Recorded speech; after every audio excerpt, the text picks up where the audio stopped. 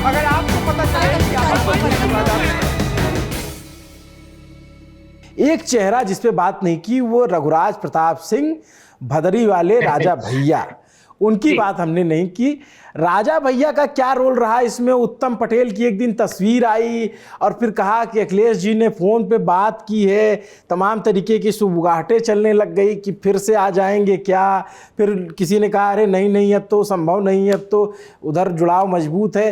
राजा भैया का इसमें क्या रोल रहा? और राकेश प्रताप सिंह, अभय सिंह, उमा शंकर सिंह, रघुराज प्रताप सिंह, तो इस पे थोड़ा सा आप बताइए।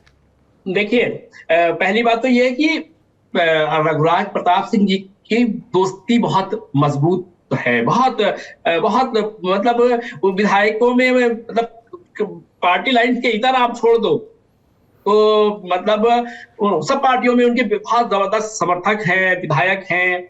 और अब संयोग हो सकता है कि लोग कह देते हैं कि साहब वो एक ही जात के दोस्त हैं, हो सकता है होते हुए, हमने उसकी गिनती नहीं करी, लेकिन उनके सब पार्टियों में दोस्त हैं।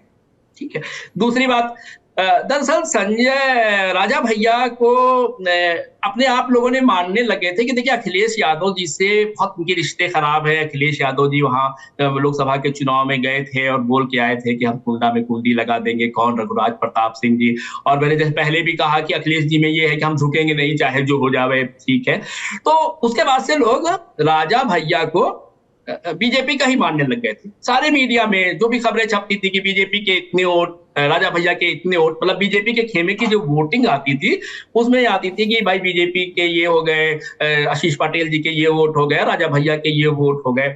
अब राजा भैया को लगा कि पूरे चुनाव में हमसे तो कोई बातें नहीं कर रहा है, हम तो सीधे सीधे क्या कहते हैं बीजेपी के खेमे में गिने जा रहे हैं। राजा भैया ने वहीं से फिर जो भी हुआ, समाज लोग कहते हैं कि समाजवादी पार्टी फिर वहीं चूक कर गई कि सब उन्होंने समाजवादी पार्टी का उनका संदेश पहुंचा कि भाई ऐसा रिश्ते, राजनीति में कोई रिश्ते जो खराब होते हैं वो अस्थायी नहीं होते हैं, वो बनते बनते बिगड़ते रहते हैं। तो फिर समाजवादी पार्टी तुरंत अपने उत्तम पटेल जी को, नरेश उत्तम जी को उनके घर भेज देती है। बात ये होती है कि साहब आप हमको 2 वोट अगर दे दोगे इसमें तो हम आपको लोकसभा की भी 3-4 सीटें जो आपके प्रभाव क्षेत्र वाली हैं, हम उसको देने पर तैयार हैं। सब कुछ बात होती है, लेकिन राजा भैया को जो जो जो उसके पीछे उनका लक्ष्य था वो काम कर गया।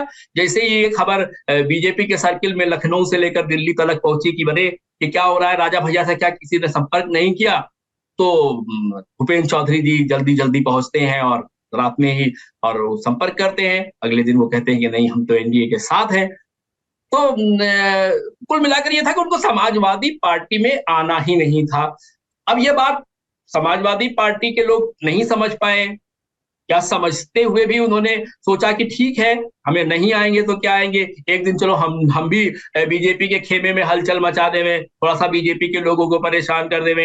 अगर हो सकता है कि समाजवादी पार्टी ने उनके ऑफर को ठुकरा दिया होता कि नहीं हमें कोई बात नहीं करनी है, तो हो सकता है कि बीजेपी के खेमे में इतनी हलचल नहीं मचती होती। लेकिन जैसे ही फोटो वायरल हुए सोशल मीडिया पर कि नरेश उत्तम अभी मिलकर राजा भैया से निकले, ये बात हुई, बीजेपी के खेमे में लखनऊ से लेकर दिल्ली तक के राजा भैया से संपर्क करने के लिए आदेश होने लग गए और अपने भूपेंद्र चौधरी जी फिर उनसे मुलाकात करके ही आए।